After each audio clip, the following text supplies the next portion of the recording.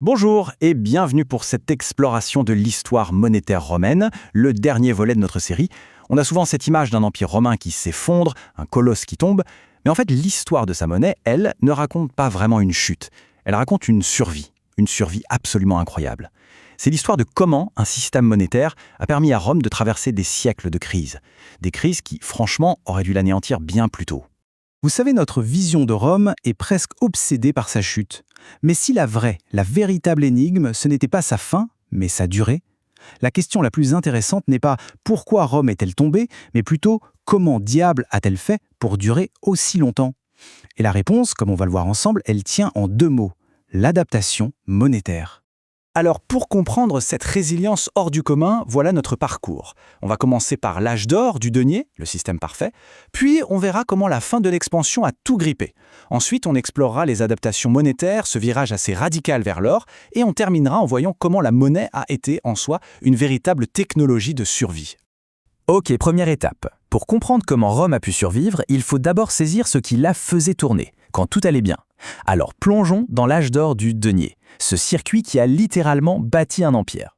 Le denier d'argent, ce n'était pas juste une pièce pour acheter du pain, c'était le sang de l'empire. Imaginez un circuit parfait. L'État frappe des deniers et paie son armée avec. Les soldats, eux, dépensent cet argent sur les marchés locaux, ce qui fait vivre l'économie partout, de la Bretagne à l'Égypte. Et enfin, comment l'État récupère son argent? Eh bien, via les impôts, payés avec ces mêmes deniers. La boucle est bouclée. C'est bien plus que de l'économie, c'est un outil administratif génial qui relie l'État, l'armée et le marché. Et l'architecte de tout ça, c'est lui, Auguste. Il sort des guerres civiles et il comprend une chose fondamentale. Pour un empire stable, il faut une armée professionnelle, payée et donc loyale. Il va donc transformer le denier. Avant lui, c'était un peu le butin que les généraux distribuaient. Avec lui, ça devient l'outil standardisé de l'État pour salarier une armée permanente. Le denier, en fait, devient le langage comptable de tout l'empire. Mais attention, il y a un secret, une astuce. Rome n'était pas une économie 100% monétaire comme les nôtres. Non, c'était un système hybride. À côté du circuit du denier, une immense partie de l'économie fonctionnait en nature. Les impôts payés en blé, les corvées. Et cette dualité, c'était sa grande force. Ça lui a donné une flexibilité incroyable pour absorber les chocs. Quand le système monétaire avait un coup de mou, l'État pouvait se reposer sur l'économie en nature. Et inversement. Et au-dessus de tout ça, il y avait une couche d'or, l'auréus. C'est super important de comprendre son rôle. L'auréus ne remplaçait pas le denier. Le denier en argent, c'était le moteur du quotidien. L'or, lui, était réservé aux très grosses transactions.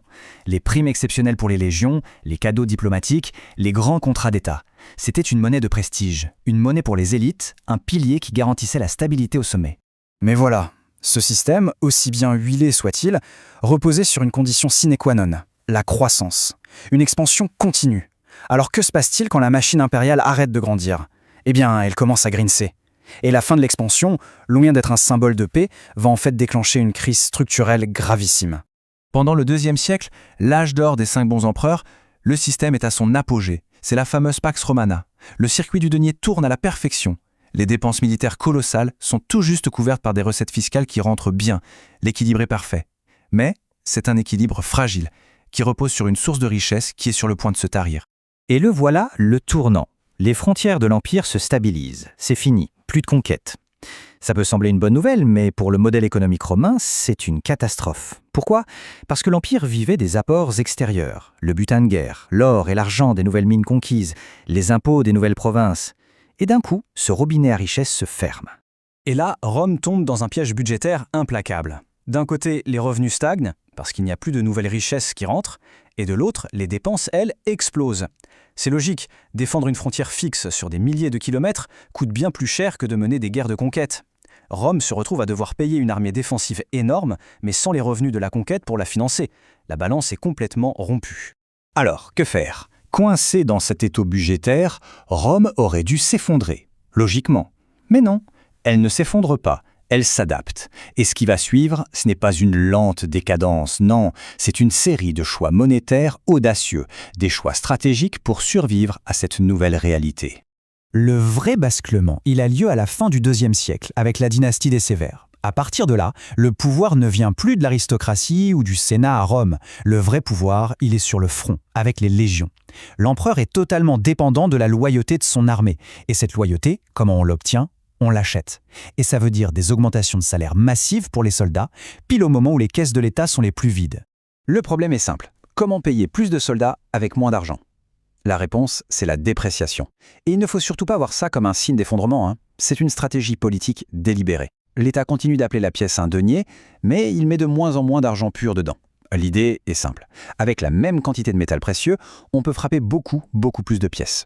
Et donc, payer les troupes. Bien sûr, les gens ne sont pas stupides, les marchés réagissent.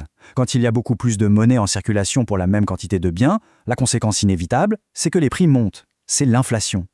Mais pendant un certain temps, ça marche. Ce qu'on appelle l'illusion nominale fonctionne. Les soldats reçoivent bien le nombre de pièces qu'on leur a promis, même si avec ils peuvent acheter un peu moins de choses. Le système tient, mais il est sous tension. Et forcément, cet ajustement finit par craquer. C'est la fameuse crise du IIIe siècle, une période de chaos total où les empereurs sont faits et défaits par l'armée en quelques mois. Chaque nouvel empereur, pour s'imposer, doit promettre encore plus d'argent aux soldats, ce qui accélère la dépréciation de façon vertigineuse. À la fin, le denier n'est plus qu'une pièce de cuivre avec une fine couche d'argent. Mais le vrai problème, ce n'est même pas la composition de la pièce, c'est que le circuit est rompu. La monnaie d'argent a perdu toute crédibilité et le réseau impérial qu'elle soudait est en train de se désintégrer. Bon, le circuit du denier est mort. Face à ce désastre, l'Empire ne va même pas essayer de le réparer. C'est trop tard. Il va faire quelque chose de beaucoup plus radical. Un virage complet vers l'or pour bâtir un tout nouveau système, plus solide, destiné à sauver le cœur du pouvoir. Dioclétien, d'abord, essaye de restaurer l'ordre par la force brute. Il réorganise toute l'administration, il réforme les impôts, il va même jusqu'à imposer un contrôle des prix, le fameux édit du maximum. Son objectif, c'est de rendre l'Empire à nouveau calculable, prévisible. Mais il est trop tard. On ne peut pas forcer un système économique aussi complexe à obéir par simple décret. La vraie révolution, la solution de génie, elle vient de son successeur, Constantin. Et elle a un nom, le solidus. Constantin abandonne complètement l'idée de sauver le denier. À la place, il crée une nouvelle monnaie d'or, le solidus, avec une pureté et un poids garantis, absolument stable.